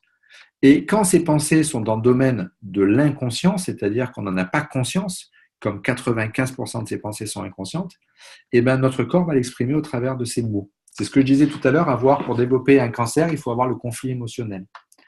Je prends un exemple pour qu'on comprenne. Quelqu'un qui est en acidose, donc qui pourra développer un cancer, les pensées, je suis une mauvaise mère. Mais c'est des pensées inconscientes, hein, c'est-à-dire dévalorisation en tant que mère ou dévalorisation en tant que femme. Toutes les personnes qui ont ces pensées, ces dévalorisations en tant que mère ou en tant que femme, ne vont pas faire un cancer du sein. Par contre, si elles sont en acidose et qu'en plus elles sont dans ces schémas émotionnels négatifs, il y a de forts risques qu'elles développent un cancer du sein, soit à droite, soit à gauche, en fonction de l'image qu'elle a d'elle-même en tant que femme ou en tant que mère. C'est ce qu'on appelle la psychobiologie, le décodage biologique. Donc, dès que ces pensées sont dans le domaine de notre subconscient, ils vont avoir tendance à générer nos mots. Et nos mots vont devenir, ou nos actes vont devenir à leur tour notre vécu. Et c'est comme ça qu'on fonctionne en permanence, non-stop. On tourne en boucle là-dedans. Et les gens n'arrivent pas à s'en sortir. Et qu'est-ce qu'ils vont faire? Ils vont travailler ils essayent de travailler sur leur schéma émotionnel, ce que je disais tout à l'heure. Donc, ils vont faire lâcher leurs émotions, ils vont travailler sur ce qu'ils ont vécu. Et en psychothérapie, ils vont aller voir tout ce qui s'est passé dans leur vie, de négatif, qui a fait qu'ils en sont là où ils en sont aujourd'hui. Le problème, c'est qu'en faisant ça, qu'est-ce qu'ils font? Ils vont focaliser leur attention sur tout ce qui était négatif, donc sur des vibrations, des niveaux vibratoires très bas. Et quand on focalise toute son attention sur des choses qui sont en niveau vibratoire très bas, inéluctablement, il y a des forts risques qui nous reviennent, comme le boomerang de tout à l'heure, des choses à niveau vibratoire très basses aussi. Et donc, les gens tournent là-dedans. C'est pour ça que je passe mon temps à expliquer, excusez-moi, je bouge mon écran, je passe mon temps à expliquer que si on veut travailler sur ces schémas, bien sûr qu'il faut libérer ses émotions, qu'il faut faire un travail de libération des émotions. Bien sûr qu'il y a un gros travail à faire, soit au travers de la libération consciente des émotions, soit au travers de l'hypnose, soit au travers de la PNL, soit au travers de l'EFT, de l'EMDR, le mouvement des yeux, etc., ou l'EFT, l'Emotional Freedom Technique, les techniques de stimuli, on va dire, sur les chaînes énergétiques. Bien sûr qu'il y a tout un travail à faire, mais il faut aussi faire lâcher avant tout ses croyances. Et les croyances, et là, c'est là où vous faites un travail extraordinaire, Laurence et Christiane, c'est qu'au travers d'Honesty, vous avez ces approches qui sont pluridisciplinaires de personnes qui travaillent à la fois sur les croyances, qui font travailler sur les émotions, qui font travailler sur les pensées, etc., sur la communication, avec notamment Paul, qui travaille beaucoup là-dedans. Donc, il y a des tas de choses qui sont faites, mais les gens doivent comprendre qu'ils doivent travailler là-dedans et qu'ils doivent faire lâcher. Et s'ils doivent faire lâcher quelque chose en priorité, ce sont d'abord les croyances et ensuite les émotions. Le problème, c'est que beaucoup vont travailler sur leur pensée. La pensée positive, je vais bien, tout va bien. Sauf qu'en étant dans la pensée positive, ils peuvent se persuader que tout va bien, mais ne absolument pas avoir aucun impact sur leurs émotions profondes, sur leurs ressentis, sur leur subconscient. Et il faut travailler sur ces schémas émotionnels. Comme il faut après travailler sur ses pensées, comme il faut après travailler sur la communication. C'est un schéma qu'il faut suivre. Mais il ne faut pas le faire dans le mauvais sens, il ne faut pas le faire dans l'autre sens. Commencer à travailler les gens vont s'intéresser à ce qui est plus facile à faire. Le plus facile à faire, c'est de faire attention à son langage. Donc, je vais faire attention aux mots que j'emploie, de ne pas utiliser de mots petits, de ne pas utiliser de mots négatifs, d'avoir toujours un langage positif, etc., etc. mais ça doit jamais être, c'est pas ça qui doit se faire en premier. Ce qui doit se faire en premier, c'est d'abord faire lâcher les croyances. Parce que je peux travailler tant que je veux sur mes mots. Si mes pensées, mes émotions et mes croyances derrière sont négatives et erronées, je vais avoir beaucoup de mal. Donc, le but de ce webinaire, c'est de faire prendre conscience qu'en fait, se conscientiser le fait qu'il faut travailler dans ce sens-là.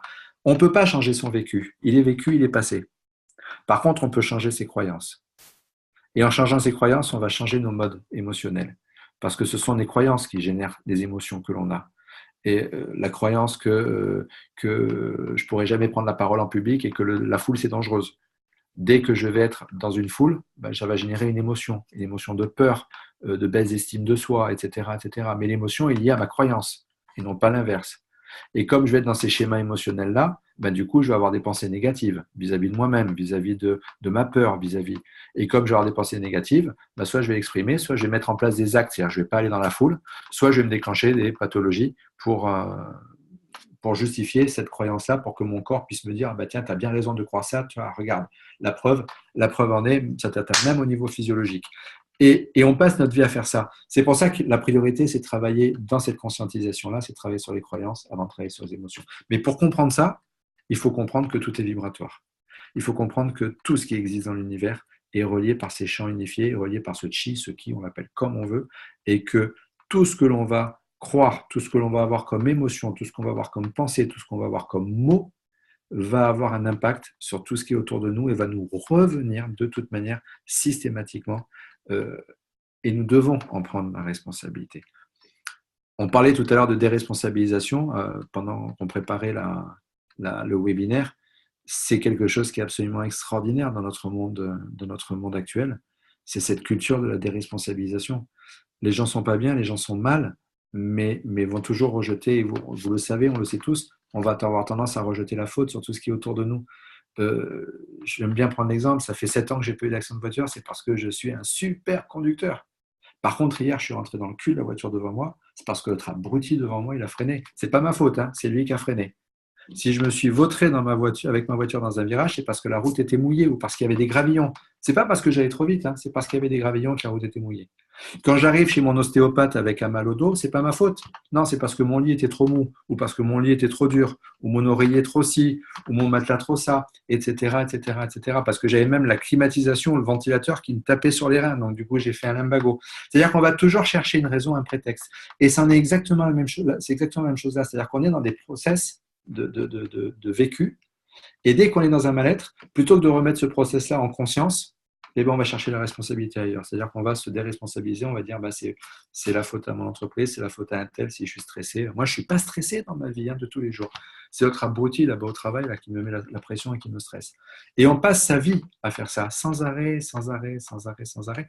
Et je veux tellement que, en tant que thérapeute et en tant que formateur, que les gens prennent conscience, soit dans cette conscientisation-là, que c'est leur mode de fonctionnement qui vient générer tous ces process-là. Et pour pouvoir travailler là-dedans, la base, ça reste la respiration. Cette fameuse respiration, qui a un impact physiologique. En fait, la respiration, c'est vous savez, Jamel Debbouze et Gad Elmaleh, ils ont la barre de faire du sport. La barre magique de faire du sport, la barre qui sert à tout faire. Nous, on a un outil dans le développement personnel, dans la conscientisation personnelle. On a un outil extraordinaire, mais qui est très peu utilisé, c'est la respiration. Ou du moins, qui est, même s'il est beaucoup utilisé, qui est parfois mal utilisé. C'est cette respiration abdominale. On est ancré dans des méthodes de respiration qui sont dites paradoxales.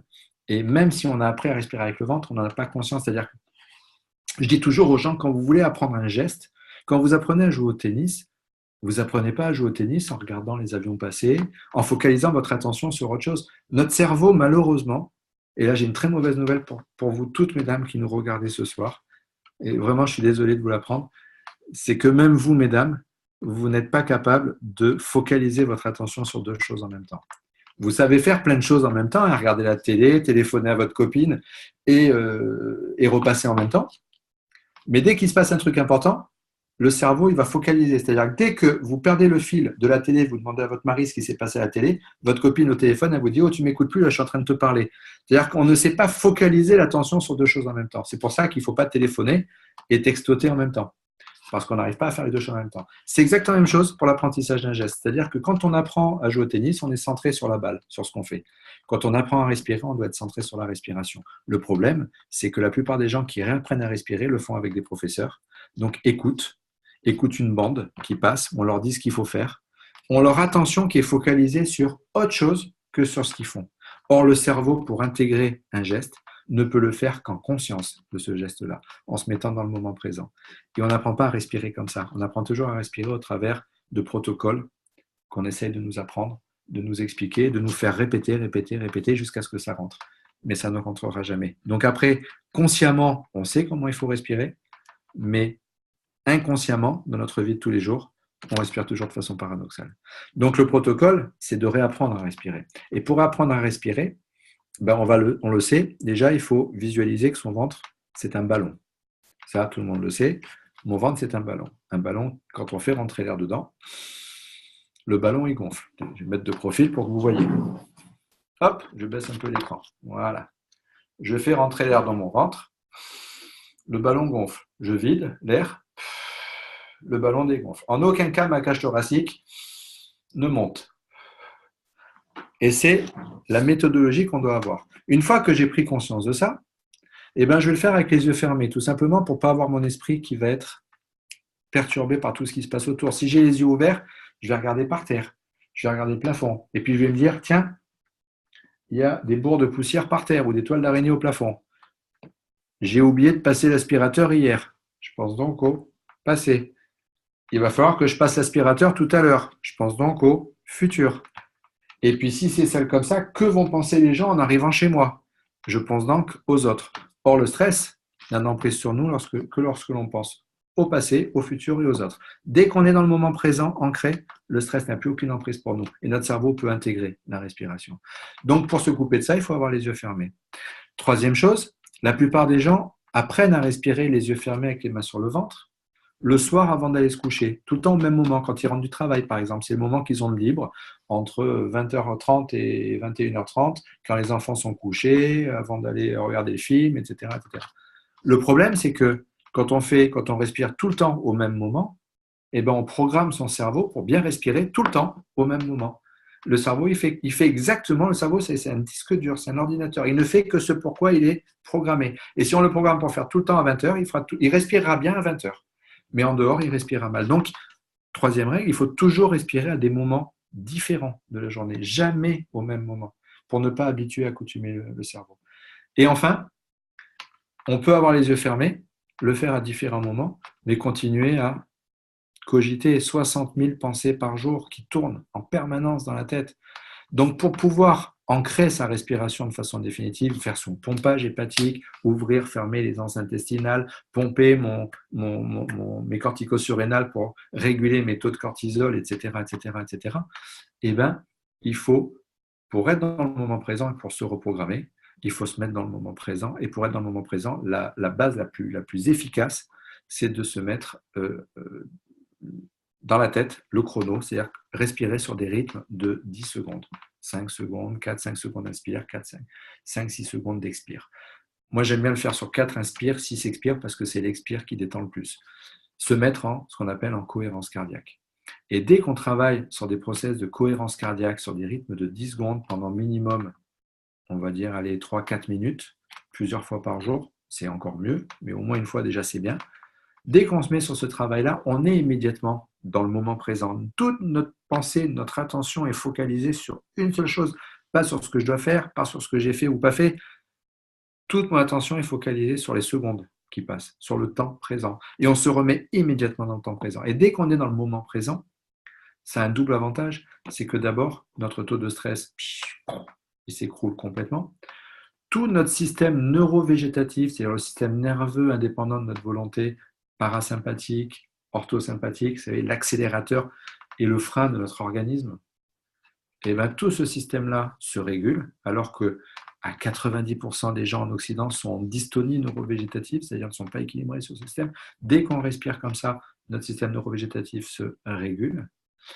Et donc, en plus, super bénéfique, c'est que les zones de notre cerveau qui régulent nos pensées électroencéphalogramme à l'appui, hein, qui régissent nos pensées négatives sont complètement annihilés. Et donc, il y a un effet de détente, de bien-être qui est quasi immédiat. C'est le plus beau cadeau que l'on puisse faire à notre corps. Réapprendre à respirer. Et le faire en conscience, c'est-à-dire en étant dans le moment présent et en ayant conscience de l'impact, de tous les impacts que cela fait à son corps. Pas respirer pour méditer, pas respirer pour ci, pas respirer pour ça, juste respirer en conscience. Je respire, je sais que je respire et je sais l'impact que ça a. Je ne pense pas à l'impact que ça a parce que je ne suis plus dans le moment présent. Je sais l'impact que ça a et je sais pourquoi je le fais. Et je le fais. Je respire les yeux fermés, je me mets dans le moment présent, mon ballon qui gonfle, qui dégonfle, et dans ma tête, je compte. Je me mets en cohérence cardiaque. Et dès que vous êtes dans ces schémas d'apprentissage de pensée, immédiatement, taux de stress baisse, bien sûr. Donc, tous les process inflammatoires ont tendance à diminuer. Un effet physiologique sur la physiologie qui est considérable. Mais surtout, et plus que tout, je me reprogramme pour respirer comme ça tout le temps. Parce que mon cerveau, en fait, je dis toujours aux gens, c'est comme si vous achetiez un Mac et qu'avec votre Mac, vous vouliez, par exemple, ouvrir un fichier Word. Mais votre Mac, il n'a pas Word. Et il n'ouvrira jamais un fichier. Pour pouvoir ouvrir le fichier Word, il faut installer le fichier Word. C'est la même chose avec notre cerveau. Il est programmé pour respirer d'une certaine façon. On sait qu'il faut respirer avec le ventre, mais il est programmé pour respirer comme ça. Si j'essaye de respirer avec mon ventre de façon classique, habituelle, quotidienne, à chaque instant de ma vie, à chaque seconde de ma vie, à chaque nanoseconde de ma vie, mais que mon cerveau il est programmé pour respirer différemment, il ne respirera jamais comme ça. Le seul moyen pour qu'il respire comme ça, c'est de le reprogrammer pour qu'il respire comme ça. Et le seul moyen de le reprogrammer, c'est de faire ces exercices à différents moments en étant dans le moment présent, sans penser à autre chose, sans écouter de bande, sans... Je vois trop d'exercices de cohérence cardiaque, vous connaissez la cohérence cardiaque, je vois trop d'exercices de cohérence cardiaque sur le net qui circulent avec des bandes audio qu'on doit écouter pour se mettre, écouter sa bande, pour suivre en fait les rythmes de vagues, les rythmes de sons, les rythmes des voix des gens qui vous coachent, etc. etc. Pour moi, on va dire, sans mettre aucun jugement, mais pour moi, c'est un non-sens. Parce que pour pouvoir reprogrammer, il faut qu'on soit dans le moment présent. Pour être dans le moment présent, il ne faut pas qu'il y ait une interférence extérieure. Il faut être centré. Il faut être dedans, il faut être dans la respiration et le faire en conscience. Et dès qu'on le fait comme ça, notre vie, elle change, mais radicalement. Nos émotions changent, notre physiologie change. Si notre physiologie change, notre intestin change. Si notre intestin change, nos sérotonines, notre taux de sérotonine change, nos neurotransmetteurs changent, nos taux de cortisol descendent, baissent, etc. etc. Je veux dire, c'est un impact considérable surtout. C'est pour ça que je dis que c'est la base de tout le développement personnel, qu'on soit dans la physiologie ou qu'on soit dans le travail émotionnel. C'est la base de tout. C'est le ciment, on va dire, la respiration. La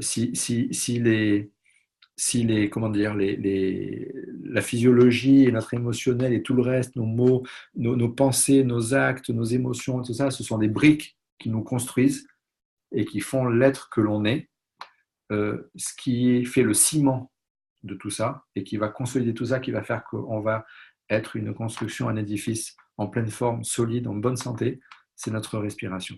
Si on ne passe pas au travers de notre respiration, on aura beau faire ce qu'on veut, on le fera toujours, ça sera toujours... Pour moi, il y aura un élément manquant, un chaînon manquant. Le chaînon manquant, c'est la respiration qui est la base de tout. Voilà. Infiniment passionnant. Je rebondis sur une question. Les croyances ou les peurs ne découlent pas également de l'ego. Bien sûr. Et je me permets peut-être de faire un lien par rapport à ça, parce que tout ce dont tu nous donnes aujourd'hui, nombre d'entre nous, probablement, on n'a pas fait les bonnes choses pour nous, en termes d'écoute ou en termes de conscience. On n'avait pas forcément cette conscience-là. Ne rentrons pas dans, si je peux me permettre un conseil, ne rentrons pas dans la culpabilité de ce qu'on n'a pas fait. Surtout dans pas. La réjouissance. Dans la réjouissance, et c'est ce que tu sais tellement bien faire, dans la réjouissance de ce que ça amène, de ce que ça apporte. Donc, je rebondis au travers de ça par rapport aux croyances où les peurs ne découlent pas également de l'ego, et je te prie de prendre le relais. Oui, bien sûr. Bien sûr que l'ego est une part qui est c'est notre l'ego, c'est notre. J'adore. Je ne sais pas si tu connais Liman, son prénom j'ai oublié, qui a fait une superbe conférence TEDx sur le bonheur et qui parle très très bien de l'ego. Il lui donne d'ailleurs un nom, je n'oserais pas le dire. Je n'oserais pas le dire devant l'écran. L'ego, c'est l'ennemi public numéro un. Je veux juste revenir sur la notion de culpabilité. Il n'y a aucune culpabilité à avoir en aucun cas, dans aucun sens. J'ai coutume de dire, et je le dis très fréquemment et je le dirai toujours, on ne peut pas faire quelque chose que l'on ignore.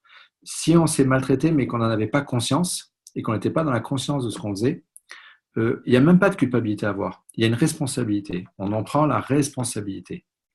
Quand on sait qu'on fait mal et qu'on fait mal, on en prend la responsabilité. Mais il n'y a même pas de culpabilité. Parce que pour moi, la culpabilité, c'est quelque chose qui est basé sur le jugement.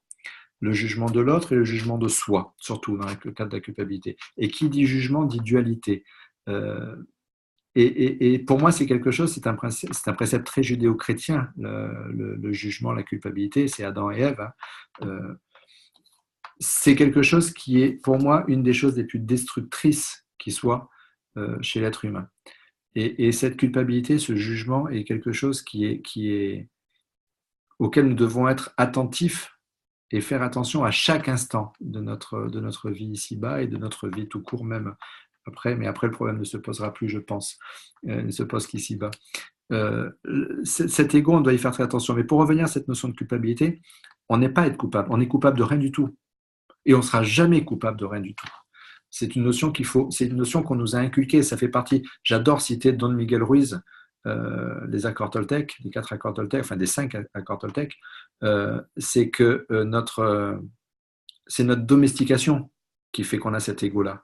C'est notre conditionnement, c'est notre programmation, c'est comment on nous a éduqués, comment on nous a élevés, comment on a grandi, comment on a pris tout seul, après comme les grands, comment on a pris le relais sur tout ce qu'on nous avait inculqué et ancré en nous. Par contre, prendre la responsabilité, oui.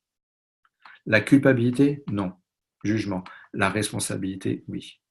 Et c'est notre ego, justement, qui met en place cette notion de jugement et de culpabilité. C'est pour ça que c'est l'ennemi public numéro un et c'est quelque chose auquel on doit être très attentif, de faire taire, comme dit Liman, cette petite salope qui est sur notre oreille, qui est sur notre épaule, là, la petite voix qui nous parle en permanence, je l'ai dit, hein, tant pis, qui nous parle en permanence à l'oreille et qui fait qu'on passe notre temps à juger les autres, à se juger soi-même.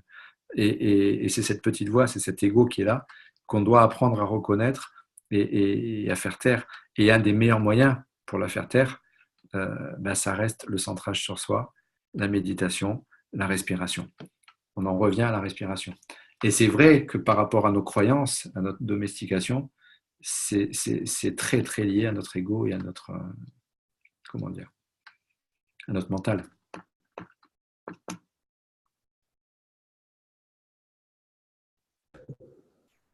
Passionnant. Comment? Tu voulais rajouter quelque chose? Vas-y. Non, tu voulais rajouter quelque chose? Non. S'il y a des questions, moi, c'est très volontiers. Je ne sais pas s'il y a des questions, si les gens peuvent... Alors, il y a eu pléthore de questions, mais c'est comme si tu as anticipé les questions c'est au fur et à mesure du déroulement. Que ce soit mes questions, les questions de nos auditeurs, tu y as répondu. Tout sont interliés. La reliance, on dirait que tu as prouvé l'aspect quantique de tout ça. Je ne sais pas si Laurence a envie de poser une question, envie d'intervenir sur quelque chose. Alors oui, j'ai posé les questions aussi au fur et à mesure, donc ça a été répondu un petit peu aussi au fur et à mesure du webinaire, qui est d'ailleurs très, très intéressant, hein, qui est passionnant. On a aussi beaucoup de retours de la part des auditeurs sur Facebook qui nous renvoient aussi de la gratitude dans ce sens et puis du côté passionnant des explications que tu nous amènes. Donc merci Silver. Merci à tous de les écouter. Donc c'est vrai que j'ai aussi ramené des questions de Facebook. Donc de mon côté, je crois que c'est vrai qu'on continuerait très volontiers à t'écouter sagement. Mais le temps passe, alors voilà. Inexorablement. Donc, de mon côté, Ah, t'es coupé. pardon, de mon côté, ce sera bon pour l'instant. Voilà, Ouais. merci. Alors, Silver, peut-être quelques mots sur la notion de formation. Tu vas parler de toute cette posologie, de cette adaptabilité, des neurosciences, de la physiologie, de l'hydratation. Du côté de l'impact de la nourriture, il va y avoir toute une dimension des exercices Des également. exercices, absolument. Beaucoup de mise en situation, beaucoup de prise de conscience, beaucoup de… On va dire, moi j'aime bien utiliser le terme d'audit interne, c'est-à-dire de conscientisation. Je demande aux gens de réfléchir et de poser sur papier. On utilise beaucoup de papier en formation. Les gens écrivent parce qu'il faut écrire. En fait, le cerveau, on le sait, ancre mieux les Voilà. choses quand on écrit. Donc, ça passe beaucoup par l'écriture. Des prises de conscience, d'audit, on va dire, d'audit personnel, d'état des lieux, on va dire, là où on en est, ce qu'on fait au quotidien et de prise de conscience. Après, beaucoup de petits exercices au niveau des valeurs, au niveau des croyances, au niveau des peurs, enfin, ouais, Une grande application en quelque ah, oui. sorte. Hein. Alors, C'est on pas que de dépasse la théorie, c'est beaucoup de pratique et beaucoup voilà, d'ancrage, on va dire. voilà, vraiment, on dépasse vraiment cette notion d'écoute active. Et bien qu'on se rend compte avec l'écoute active du webinaire, tu n'es même pas là en live pour te côtoyer. On voit bien ce qui se génère aussi au travers de ta personne quand tu es là. On arrive déjà à retranscrire, à sentir, à percevoir au travers des webinaires déjà toute cette dynamique, cette énergie. Eh bien, et là, on écoute en écoute active ou même on pourrait dire passive, hein, avec un changement de rythme, un mouvement, une implication, une introversion de l'écriture. On peut imaginer l'impact que ça peut avoir avec une structure bien faite comme tu sais le faire. L'impact est énorme. Enfin, vous savez, moi, je passe ma vie en fait à travailler, notamment pour les grands groupes, sur des séminaires, des conférences, mais surtout de séminaires dans les grands groupes, dans lesquels les gens, très souvent, on leur impose la formation. Donc, les gens viennent les quatre fers en avant parce qu'ils n'ont pas envie, parce que ça prend sur leur temps et qu'ils préfèrent faire autre chose, etc., etc.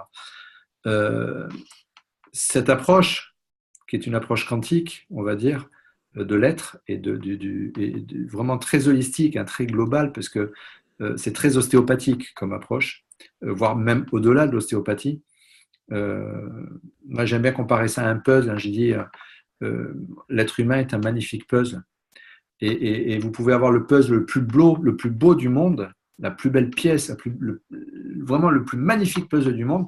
S'il manque une pièce au milieu, toute l'attention sera focalisée sur la pièce manquante, on ne verra plus du tout la beauté du puzzle. Pour que le puzzle soit parfaitement beau, il faut que toutes les pièces soient là. Et toutes les pièces, c'est toute cette construction qu'on a. Physiologie, alimentation, respiration, émotionnel, croyance, peur, valeur, etc., etc. Et s'il y a une pièce sur laquelle l'être ne travaille pas, s'il manque cette pièce-là, il perd toute la beauté de son être. C'est-à-dire qu'il n'est plus tout à fait lui-même, entièrement lui-même. Pour être entièrement lui-même, il faut qu'il soit dans la conscience de tout. Et parallèlement, déjà travailler sur une ou deux ou trois pièces va déjà faire une différence au niveau de la transformation énorme. qui est énorme.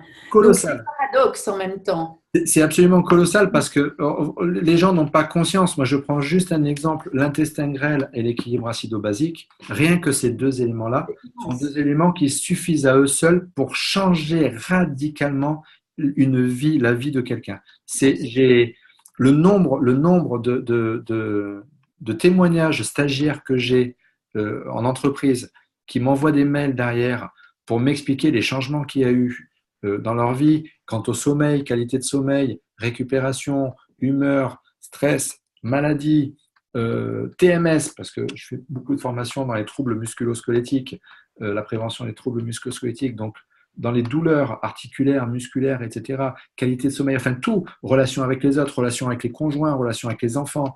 Dès que vous touchez la physiologie, vous impactez tout le spectre de votre vie. Et c'est ça qui est paradoxal, comme tu le dis, Christiane, c'est que tu n'as pas besoin de toucher toutes les pièces du puzzle pour avoir des impacts et pour avoir de grandes transformations. Par contre, dès que tu es dans cette conscientisation de toutes les pièces et que tu impactes et que tu touches toutes ces pièces-là et que tu les mets exactement à leur place là où elles doivent être, Alors là, là, le spectacle et la beauté de l'être et prendre toute son... Immense. Ouais, ben, c'est une merveille. Pour L'être humain est une merveille. Et le problème, c'est que celui qui lui fait le plus de mal et celui qui le détruit le plus, c'est lui-même. C'est pas les autres, c'est pas le système, c'est pas l'environnement, c'est pas la pollution, c'est pas tout ça. Ça, c'est des facteurs qui vont aggraver, favoriser. Mais il n'a pas besoin de tout ça pour se faire du mal. Tellement. Voilà. Et Tellement. le but de ce Merci, séminaire, c'est de... vraiment, merci pour toute cette générosité, pour ce savoir accumulé. Il faut beaucoup de passion et derrière cette passion, il faut un grand cœur, c'est un cœur à contribuer. Il faut beaucoup d'amour, d'amour de l'autre. Et vraiment, vraiment sincèrement, nous, on est vraiment touchés par cette dimension de ton être et ce dynamisme que tu mets en mouvement. Aussi pour les personnes qui voudraient assister à un atelier, on va peut-être communiquer ton site à leur changeon ou Oui. info@honesty.life pour toute information, pour recevoir le flyer, donc, Laurence, une autre communication à faire par rapport à l'approche pour plus d'informations? Info@honesty. Info@Honesty, c'est vrai que ce sera le canal le plus rapide pour avoir les informations. Bientôt, ça sera mis aussi sur le site Honesty, mais dans l'immédiat, c'est vrai que c'est la boîte info qui sera la plus rapide. D'accord.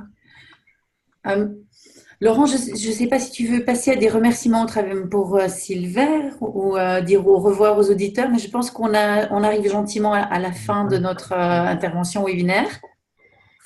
Oui, alors c'est clair, un grand merci avec plein de gratitude pour tout ce que tu nous as expliqué, exposé ce soir. Hein. C'était vraiment magnifique et très, très, très intéressant. Ça s'est vu aussi au travers du web. Hein. On a aussi ce genre de commentaires. On les voit qui arrivent aussi dans la conversation sur Zoom. Donc, merci Sylvain. Et puis merci à vous tous de nous suivre comme d'habitude. Bah, écoutez, merci à vous deux, merci à tout le monde d'avoir suivi, de m'avoir écouté. Puis je vous souhaite tout le bonheur du monde à tous et à toutes. Prenez soin de vous, prenez soin de qui vous êtes, votre véhicule extraordinaire qui est le corps. Et comme l'a dit très très bien Silver, notre meilleur ami ou notre pire ennemi, c'est nous-mêmes. Prenons-en conscience pleinement et aimez-vous. Ouais. Voilà. J'aimerais finir avec juste une petite métaphore. La métaphore du Grand Prix de Formule 1, le pilote de Formule 1 et de sa Formule 1. Je vous ai dit, on est construit sur pyramide. Notre objectif final, c'est de gagner, c'est notre épanouissement, c'est notre verticalité. Métaphoriquement parlant, ça pourrait être le championnat du monde de Formule 1. Si vous prenez un championnat du monde de Formule 1, un pilote qui est notre émotionnel et un véhicule, une voiture, une Formule 1 qui est notre physiologie, vous pouvez mettre tous les Schumacher, Senna, tous les meilleurs pilotes du monde dans une voiture qui est de très mauvaise qualité, ils ne gagneront jamais un championnat du monde avec. Vous pouvez prendre la meilleure voiture qui soit et vous y mettez un pilote complètement néophyte, il ne gagnera jamais un Grand Prix de Formule 1. Pour gagner un Grand Prix de Formule 1, pour se verticaliser, il faut avoir une belle voiture, une Ferrari, une McLaren. Il faut avoir un super pilote. Et là, on atteint l'objectif qui est de gagner le Grand Prix. Il en est de même pour notre corps, métaphoriquement. Si on veut atteindre la verticalité, la spiritualité, l'amour, il faut avoir de super schéma émotionnel bien travaillé, mais surtout une physiologie qu'il doit respecter, qui doit être au top. Voilà. Merci à toutes. Merci à tous. Plein de gratitude de m'avoir donné cette opportunité de pouvoir parler et je vous souhaite une très très belle soirée. Merci infiniment. Merci infiniment.